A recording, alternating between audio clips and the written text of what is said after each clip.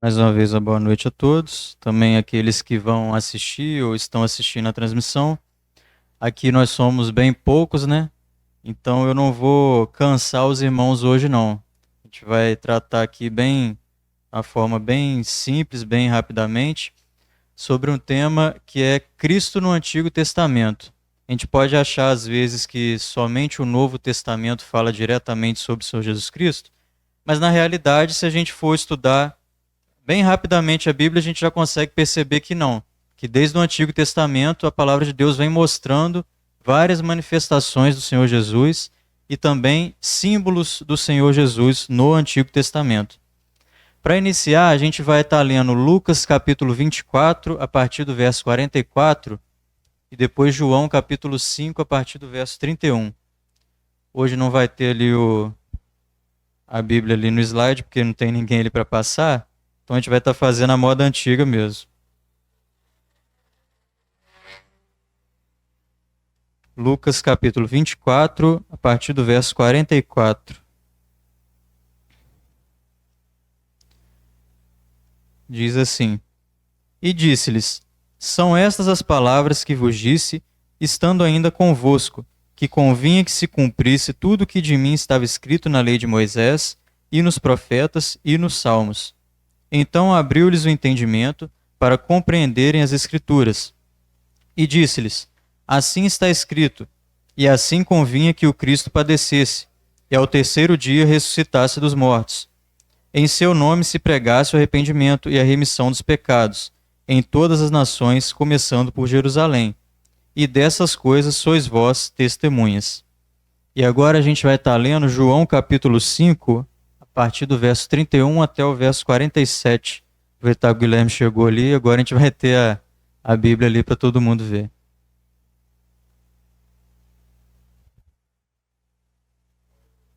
João 5, a partir do verso 31. Diz assim: Se eu testifico de mim mesmo, o meu testemunho não é verdadeiro. Há outro que testifica de mim, e sei que o testemunho que ele dá de mim é verdadeiro. Vós mandastes a João, e ele deu testemunho da verdade.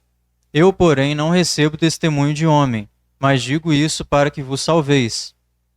Ele era a candeia que ardia e alumiava, e vós quisestes alegrar-vos por um pouco de tempo com a sua luz. Mas eu tenho maior testemunho do que o de João, porque as obras que o Pai me deu para realizar, as mesmas obras que eu faço testificam de mim, de que o Pai me enviou. E o Pai que me enviou, ele mesmo testificou de mim. Vós nunca ouvistes a sua voz, nem vistes o seu parecer. E a sua palavra não permanece em vós, porque naquele que ele enviou não credes vós. Examinais as Escrituras, porque vós cuidais ter nelas a vida eterna, e são elas que de mim testificam. E não quereis vir a mim para terdes vida. Eu não recebo glória dos homens, mas bem vos conheço que não tendes em vós o amor de Deus. Eu vim em nome de meu Pai, e não me aceitais. Se outro vier em seu próprio nome, a esse aceitareis. Como podeis vós crer recebendo honra uns dos outros, e não buscando a honra que vem só de Deus?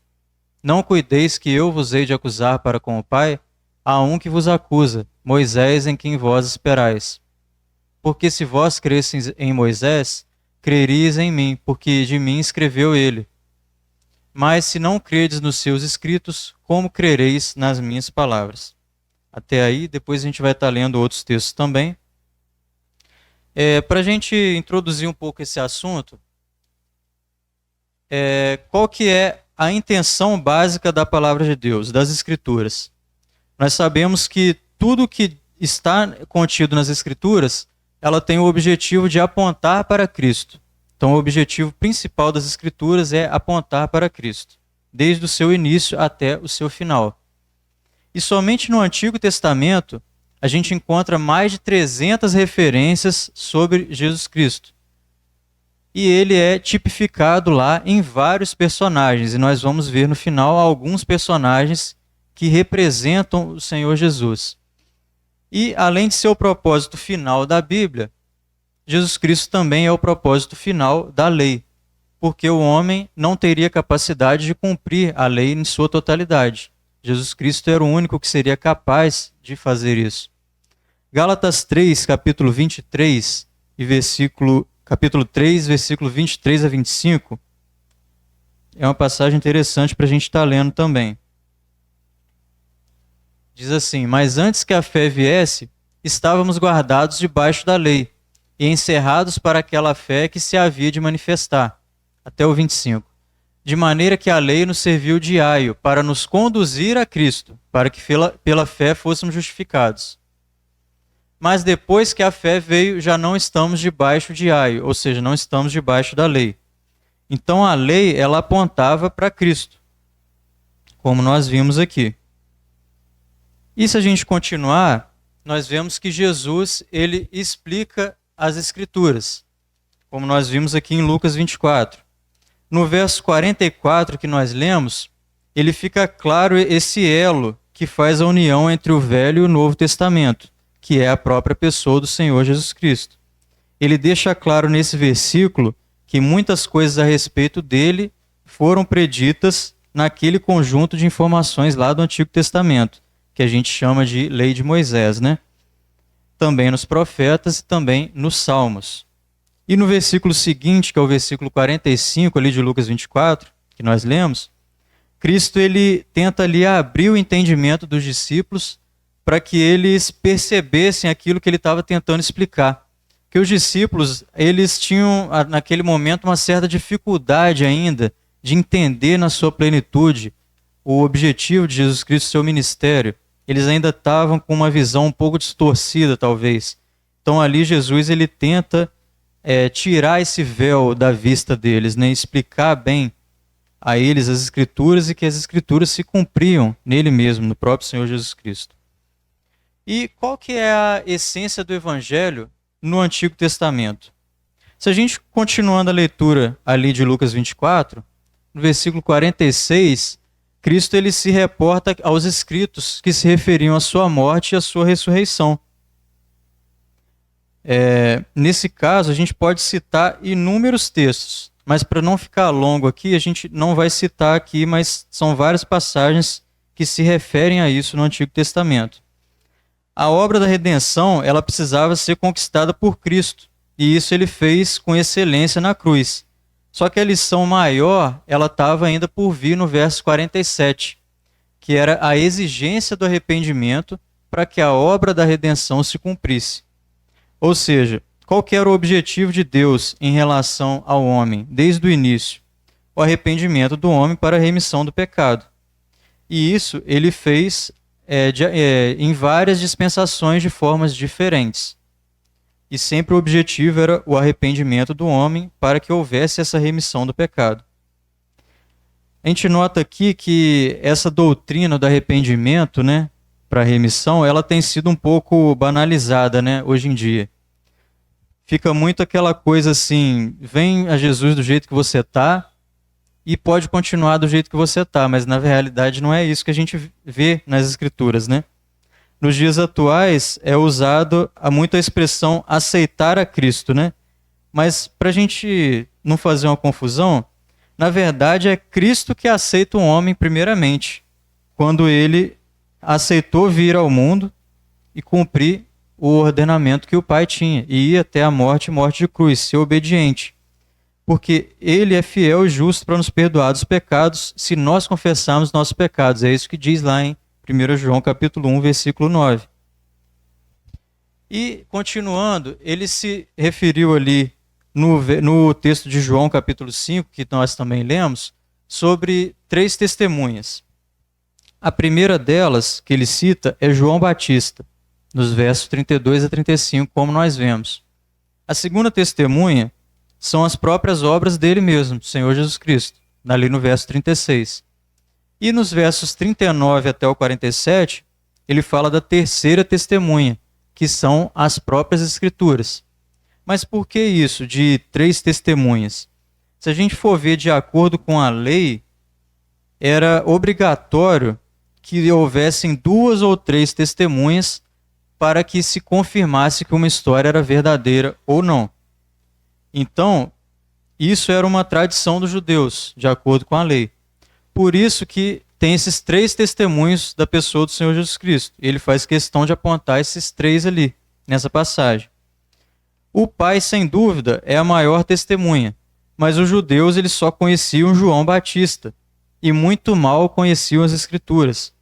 Então, no verso 39 ali de João 5, que nós lemos, Cristo ele sugere aos ouvintes para que examinassem as Escrituras, porque nelas há a vida eterna e um fiel testemunho de Cristo.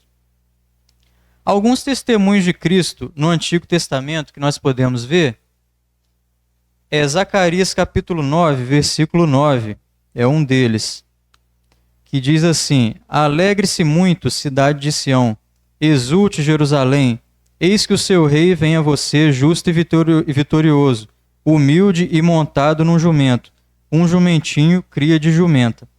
Então ali é a primeira, uma das demonstrações de como o Senhor Jesus viria. Se a gente continuar outras passagens, Miqueias capítulo 5, versículo 2, se refere ao lugar aonde esse Messias nasceria. Mas tu, Belém Efrata, embora seja pequena entre os clãs de Judá, de ti virá para mim aquele que será o governante sobre Israel. Suas origens estão no passado distante, em tempos antigos. Aí outra passagem também que nós podemos ver, Gênesis 22, versículo 8, que fala sobre o cordeiro. Ali aquela passagem que Abraão sobe lá ao monte com Isaac, né? E ele disse a Abraão: Deus proverá para si o cordeiro para o holocausto, meu filho. Então uma referência também ao cordeiro de Deus, né? O Senhor Jesus. E Isaías capítulo 7, versículo 14, que diz um outro sinal também do Messias, que diz: portanto o mesmo Senhor vos dará um sinal. Eis que a virgem conceberá e dará à luz um filho, e chamará o seu nome Emanuel. Está ali em Isaías 7,14. Agora a gente vai ver alguns personagens do Antigo Testamento que eles tipificam o Senhor Jesus. Passa para mim um slide aí, Guilherme. Alguns tipos de Cristo no Antigo Testamento. Pode passar. O primeiro é Adão. Cristo tipificado em Adão. O primeiro homem e Cristo, que é chamado de o segundo Adão, ali em Romanos 5. Vamos ler essa passagem ali, Romanos 5, de 12 a 21.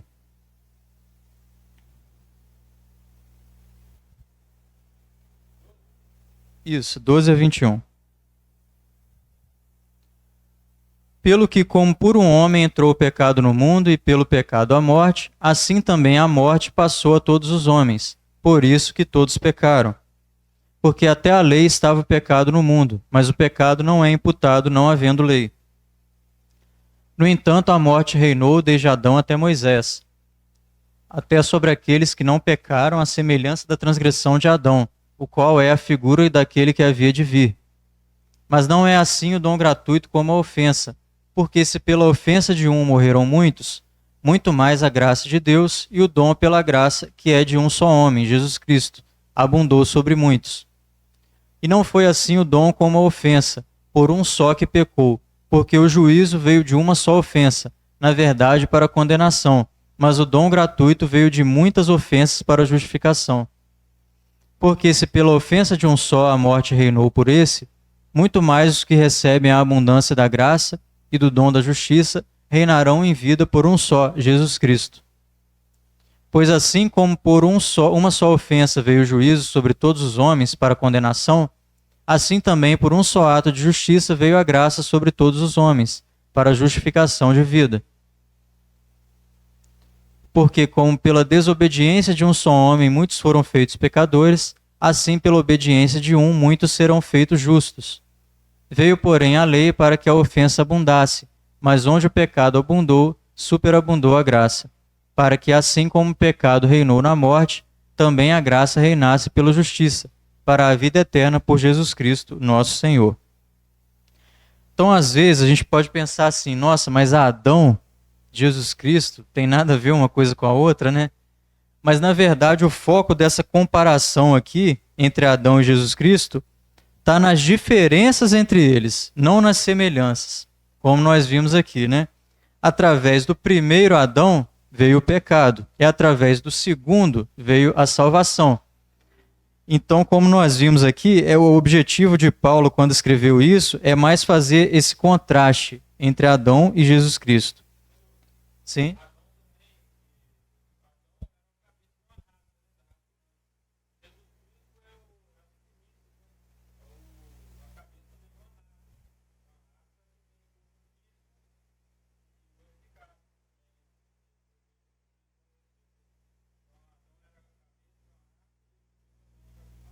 Também é uma comparação válida também. E como nós vimos aqui nessa passagem que nós lemos de Romanos, ainda sobre as diferenças, né, entre Adão e Jesus Cristo, como nós falamos, através do primeiro veio o pecado, através do segundo a salvação. Por causa do primeiro veio a lei, e através do segundo veio a graça. Através de um único homem veio o pecado a todos, e agora somente através de Cristo, mediante a fé, veio a justificação a todos que creem. No primeiro Adão veio a perdição, e no segundo a salvação. Se a gente continuar, próximo slide, pode passar? Um outro personagem também que a gente pode fazer essa comparação é Arão. E isso está lá em Hebreus capítulo 9, de 1 a 12. Essa passagem a gente não vai ler para não ficar muito extenso, mas ali ela tem o objetivo mais de falar sobre a comparação entre o ministério de Arão e o ministério de Cristo. O livro aos Hebreus ele é muito dado a mostrar as deficiências da velha aliança, que elas foram aperfeiçoadas no sacerdócio de Cristo. Então, Arão e o universo onde ele ministrava é aqui comparado com o ministério de Cristo. Arão ele ministrava em um tabernáculo feito por mãos humanas, e o segundo Arão não ministra em tabernáculo feito por mãos de homem. Arão ele oferecia sacrifício por si mesmo e pelo pecado do povo. E Cristo ele é o sumo sacerdote perfeito. Ele não precisa oferecer um sacrifício por si mesmo, como Arão precisava. O primeiro Arão ele precisava repetir os mesmos sacrifícios várias vezes. Não era de uma vez só. Ele sempre tinha que estar realizando aquele sacrifício. Mas Cristo, de uma só vez, realizou o sacrifício perfeito. Então aqui também a gente vê diferenças entre o ministério de cada um. Então quando a gente usa essa expressão primeiro Arão, ou primeiro Adão, e depois primeiro e segundo Adão, a gente não está atribuindo a Cristo aqui um segundo lugar. É só porque o primeiro era uma imagem imperfeita e o segundo era a imagem perfeita e exata. E também porque um veio primeiro e o outro veio depois, né? Se a gente for analisar pela linha do tempo também. Se a gente continuar também, um outro personagem é Moisés. Pode passar o próximo slide? Moisés também a gente pode fazer essa comparação. Hebreus capítulo 3, de 1 a 19, essa a gente vai estar lendo. E depois Deuteronômio 18, versículos 15 e 18. Primeiro lá em Hebreus 3, de 1 a 19, a gente vai estar lendo ali.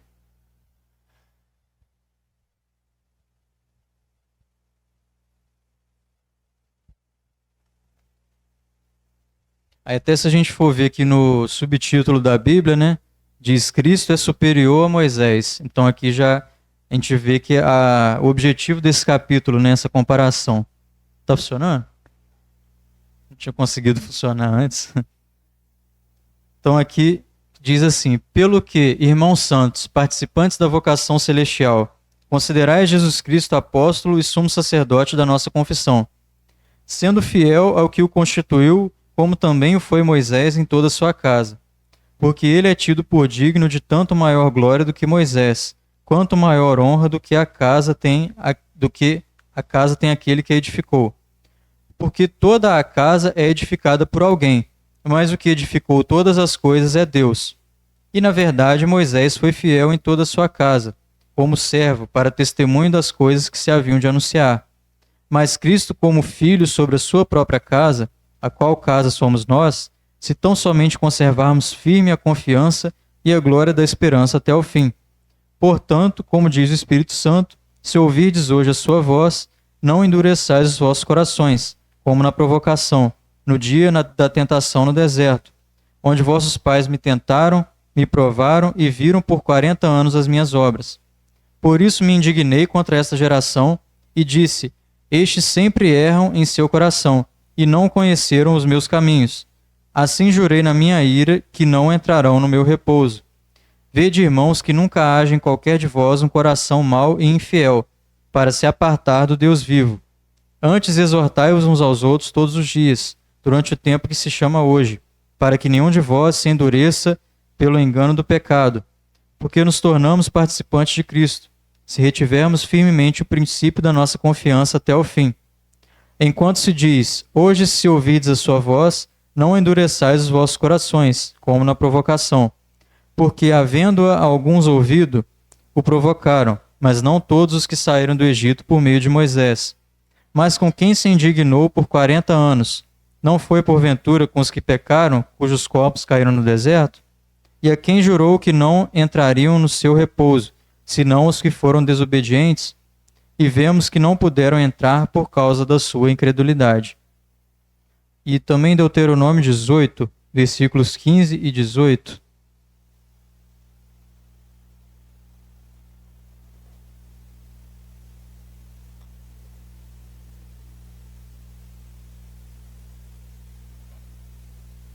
O Senhor teu Deus te despertará um profeta do meio de ti, de teus irmãos, como eu. A ele ouvireis. 18. Eis que lhe suscitarei um profeta do meio de seus irmãos, como tu, e porei as minhas palavras na sua boca, e ele lhes falará tudo o que eu lhe ordenar. Então Moisés, ele foi sem dúvida um dos maiores profetas que foram relatados no Antigo Testamento. E o quanto que ele sofreu suportando e conduzindo aquele povo rebelde, também nos remete a pensar em Cristo, que levou a sua iniquidade, a nossa iniquidade, melhor dizendo, sobre si, a iniquidade de todos nós sobre si. Também a semelhança de Cristo, Moisés ele advogou a causa de um povo quando Deus sugeriu destruir toda aquela nação e começar tudo do zero com Moisés. E Moisés ele advogou a favor do povo de Israel. E o seu sofrimento em carregar esse povo, ele é uma tipificação também do ministério de Cristo. Contudo, o objetivo aqui do autor aos Hebreus é mostrar a superioridade de Cristo em relação a Moisés. A gente vê aqui que ele fez uma comparação com uma casa, ali nessa passagem de Hebreus. E Moisés ele é comparado a essa casa. E Cristo ele é comparado àquele que edificou essa casa. E como nós vimos ali no texto, aquele que edificou a casa, ele é maior do que a casa em si, como nós lemos ali. Então Moisés, ele figura Cristo na sua fidelidade como servo, e Cristo, por sua vez, ele manifestou a sua fidelidade como filho. Outro personagem que a gente pode ver também é Josué. Está ali em Hebreus também, a gente não vai estar lendo para não ficar longo também. Mas ali o foco principal é em comparar a terra de Canaã, que era o descanso terrestre do povo de Israel, e a Nova Jerusalém, que é o nosso descanso eterno. Então Josué, sendo um tipo de Cristo ali, ele conduziu o povo àquela Canaã, e o Senhor Jesus Cristo, ele conduz o povo de Deus hoje, que é a igreja, a Canaã celestial, a Nova Jerusalém. Então o foco dessa passagem ali é fazer essa comparação da Canaã terrestre com a Canaã celestial. Então nesse aspecto Josué também ele é um tipo de Cristo no Antigo Testamento. Um outro o último que a gente vai ver é Isaac. A essa passagem a gente vai ler em Gênesis 22, de 1 a 19. E aqui o foco é mais nas semelhanças entre eles. A gente vai ver que tem várias que a gente pode traçar. Essa passagem aqui é aquela quando o Senhor ordena que Abraão sacrificasse Isaac, né? E aconteceu depois dessas coisas que tentou Deus a Abraão e disse-lhe: Abraão, e ele disse: eis-me aqui. Então se levantou Abraão pela manhã de madrugada, e albardou seu jumento e tomou consigo 2 de seus moços, e Isaque seu filho, e fendeu lenha para o holocausto, e levantou-se e foi ao lugar que Deus lhe dissera. Ao terceiro dia levantou Abraão seus olhos e viu o lugar de longe. E disse Abraão aos seus moços: Ficai aqui com o jumento, e eu e o moço iremos até ali, e havendo adorado, tornaremos a vós. Então falou Isaque a Abraão seu pai e disse: Meu pai. E ele disse: Eis-me aqui, meu filho. E ele disse: Eis aqui o fogo e a lenha, mas onde está o cordeiro para o holocausto? E disse Abraão: Deus proverá para si o cordeiro para o holocausto, meu filho. Assim caminharam ambos juntos. E vieram ao lugar que Deus lhe dissera, e edificou Abraão ali um altar, e pôs em ordem a lenha, e amarrou a Isaque seu filho, e deitou sobre o altar em cima da lenha. E estendeu Abraão a sua mão, e tomou o cutelo para imolar o seu filho. Mas o anjo do Senhor lhe bradou desde os céus e disse: Abraão, Abraão. E ele disse: Eis-me aqui. Então disse: Não estendas a tua mão sobre o moço, e não lhe faças nada, porquanto agora sei que temes a Deus, e não me negaste o teu filho, o teu único. Então levantou Abraão os seus olhos e olhou, e eis um carneiro de trás dele, travado pelas suas pontas no mato. E foi Abraão e tomou o carneiro e ofereceu-o em holocausto, em lugar de seu filho. E chamou Abraão o nome daquele lugar: O Senhor proverá, donde se diz até o dia de hoje: No monte do Senhor se proverá. Pode terminar ali? Então aqui, como a gente pode comparar Isaque com o Senhor Jesus Cristo? Fazendo essa comparação dos tipos de Cristo no Antigo Testamento. Vamos ver aqui as semelhanças entre eles. Isaque, ele era um filho chamado ali de filho único. A gente sabe que Abraão tinha outro filho, mas o filho da promessa era Isaque. Então ele pode ser considerado filho único ali, com a mulher verdadeira dele. Cristo, filho unigênito. Então, a primeira comparação. Isaque, ele é o único dos patriarcas que teve apenas uma esposa. Cristo, somente a igreja, que também é a figura da esposa de Cristo. Isaque era o filho amado. Cristo, o filho amado em quem me comprazo, como disse o Senhor. Isaque foi oferta de sacrifício e aceitou a condição de ser sacrificado. E Cristo também, da mesma forma, foi obediente até a morte de cruz. O nascimento de ambos, ele foi profetizado com antecedência. Ambos receberam seus nomes antes do nascimento. Isaque nasceu de uma mulher estéril, Cristo de uma mulher virgem, ou seja, o nascimento de ambos foi um milagre. E Isaque, ele volta para casa no terceiro dia, assim como Cristo ressuscitou ao terceiro dia. E uma outra figura que é feita também, que é o criado, Eliezer, que é a figura do Espírito Santo, que providenciou uma esposa para Isaque, assim como o Espírito Santo está preparando a esposa para Cristo. Então aqui a gente vê várias semelhanças também entre o personagem Isaque e o Senhor Jesus Cristo. E tem vários outros que a gente podia citar, mas a gente vai ficar por esses aqui, para não ficar muito longo também, né? Pode ir.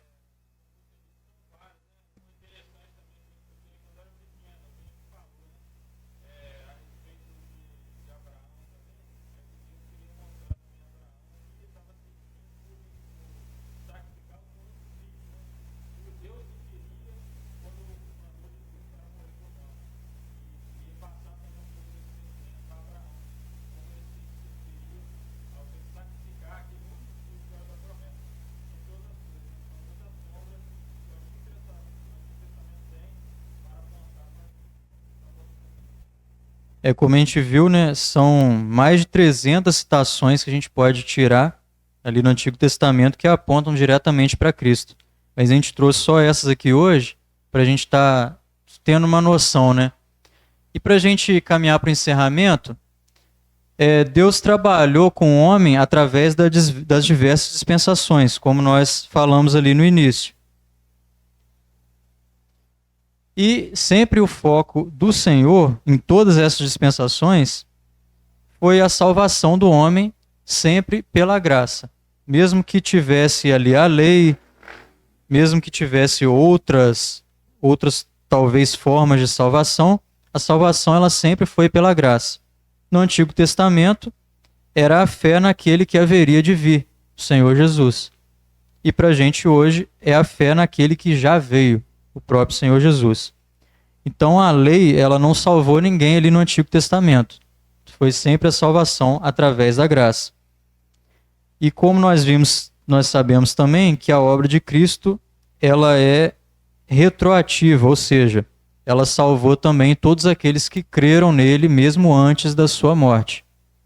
E para a gente encerrar, Hebreus 11, 39 e 40, que se refere a esses personagens do Antigo Testamento. E falando sobre a obra da redenção, né? Aí ele citou, né, todos aqueles heróis da fé ali, e diz que todos estes, tendo tido testemunho pela fé, não alcançaram a promessa, provendo Deus alguma coisa melhor a nosso respeito, para que eles, sem nós, não fossem aperfeiçoados.